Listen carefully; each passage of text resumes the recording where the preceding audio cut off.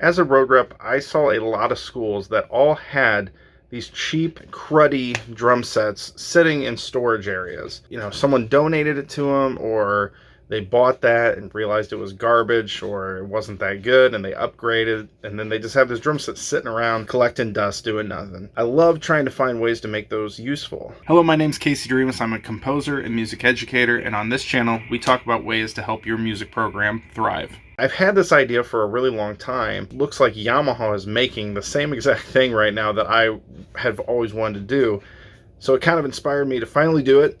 And I got this drum set that was at my wife's school that has been sitting collecting dust for years. There's a few parts missing on it. My wife, her band room is in a trailer. I did a lot of my how to set up a drum set video in that trailer so you can see what it looks like. It's a really small room. Saving space is really crucial. So I've thought about taking this old kit, cutting it down to being a smaller set, not a junior like kids drum set, finding ways to consolidate it. Every inch, every foot counts in that room, and typically the drummer will be right up behind somebody. You don't need this gigantic rock and roll bass drum. So what I did is I trimmed that bass drum down, took it to a table saw. Alright, so here comes the moment of truth.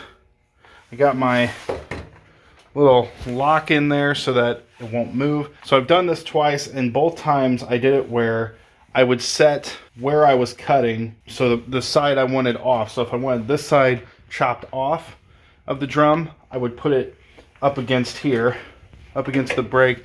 But then what happened the second time I did is that it kind of made a corkscrew effect because it didn't line up perfectly. It just kept cutting and cutting. As I pushed in on it, it kept going. So what I'm doing this time is I'm going to take, this is the side I want to chop off, and I'm going to set this up against here. This side should not change.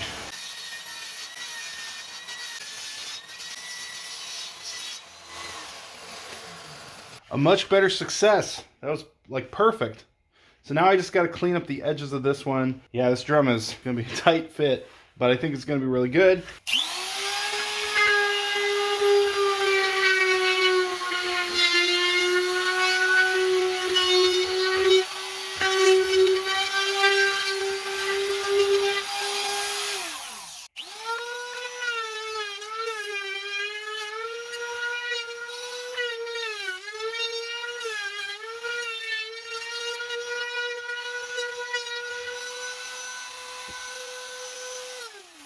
Took a router, drilled it out, and that was my first step. So that got the bass drum really short. I was able to flip the bass drum around. It's missing one of the bass drum legs, so I could kind of put it wherever I wanted. Took the 16-inch floor tom out because it's huge. They don't need a huge tom like that. And I converted the 13-inch tom into the floor tom. Took the tom legs off of the floor tom, drilled the holes, put that on the 13-inch, which makes a much nicer drum. It actually makes it a little more sturdy, being the legs are a little bit closer together.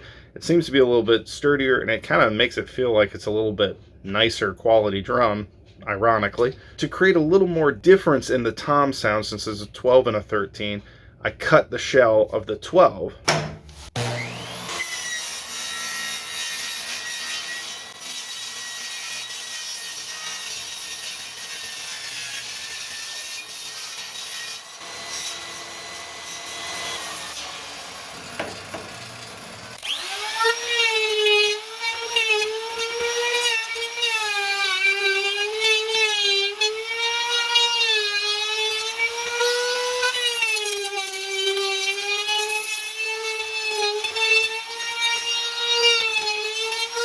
I cut down the depth of the 12-inch tom so that it's shorter.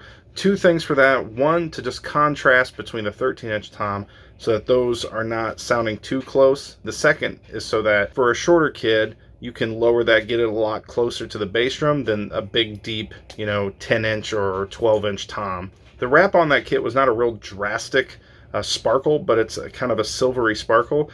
I don't know why, but that color seems to fade really badly. There was a sparkle kit like that at my college. When I've gone back, when I did road stuff, I would see that kit and it was like yellowing. It was really, I don't know, it got really disgusting. I didn't take off the wrap, but I think as you can see, it almost looks a little nicer for some reason. It doesn't look too bad. There's some spots you can tell there's some yellowing. All right, in hindsight, I probably should have taped off this wrap so that it didn't break. It's a little brittle, it's cheap. This one is a lot worse off than the bass drum, but I am going to cut a portion of that off because you have to have a little bit so that it clears the drum head. So I'm going to cut that off anyway, but now I got to drill my holes to make sure that I can actually get my heads on.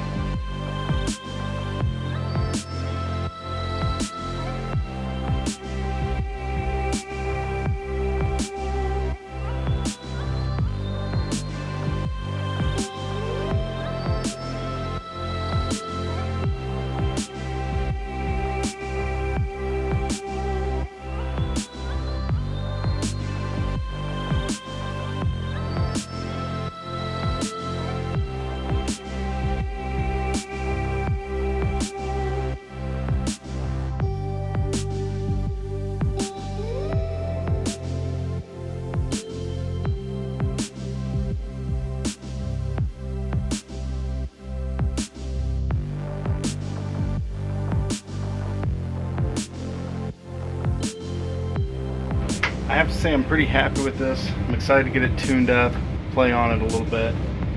The thing that I really liked was that I did this in a day. I mean, it's like lunchtime. I started this around like 8:30 and I'm already done with it. I'm not a great woodworker, I'm an amateur woodworker, so this is not an intense project that would cause a ton of people to have a lot of issues. This is pretty simple to do, and if you have a woodworking band parent or anybody who is used to using tools, they could do this really quickly and probably faster than I could. But this bass drum is shorter. It's going to save a lot of room in the band room. The floor tom is so much smaller, which makes it so much easier, and with this tom shortened a little bit, there should be a good contrast between the toms so that you actually get a difference in sound. The next step would be to wrap it with contact paper. That's the cheapest option if you just want to get something to look nice. I was skeptical at first because I thought, what if I'm doing an outdoor gig and it gets wet, or what if some kid spills something? I actually played a gig with a kit that I wrapped in contact paper. It rained while we were outside. I didn't leave it outside. I pulled it in, but it definitely got wet. I wiped it down right away and there wasn't any bubbling in it. There were no issues. And I was really impressed that it worked out so great. Keep the wrap on there if you're going to do that, because the wrap will help strengthen it so it doesn't tear as easily. That's the quickest, easiest option to me for you as a director if you don't want to spend too much time on it. I also have painted a lot of kits, just spray painted, and that takes a little more time because you got to pull the wraps off. You got to make sure all the adhesive is off of there. So that's a little more work. I don't love telling people to do that, only because I know you'll tear everything apart, you'll get the wraps off, and then you're going to sit there with that adhesive on there for months and months going, oh, I need to like work on that. But it's daunting, so you just keep putting it off. At least I do. Let's say you have another drum set, you don't want to use it. There's some great products out there called Silent Stroke drum heads from Remo. Get some low volume cymbals, you have enough room, and you could make a little practice kit for your drummers, and it won't be very loud, so it'll save you a lot of headache. So I'm going to break this into two different videos, because the next video is going to be talking about the aesthetic look of it, how you can change it using the contact paper or painting it,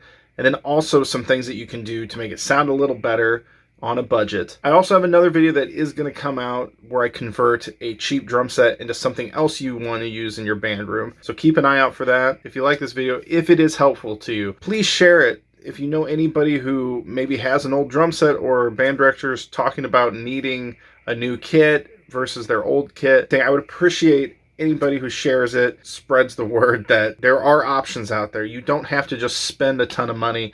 You can actually do things, get a nice looking percussion section by just doing a little bit of elbow grease. And I promise you that you'll be proud of it and you'll be happy with it by the end of it. Thanks a lot, guys. Please stay tuned, and I will see you later.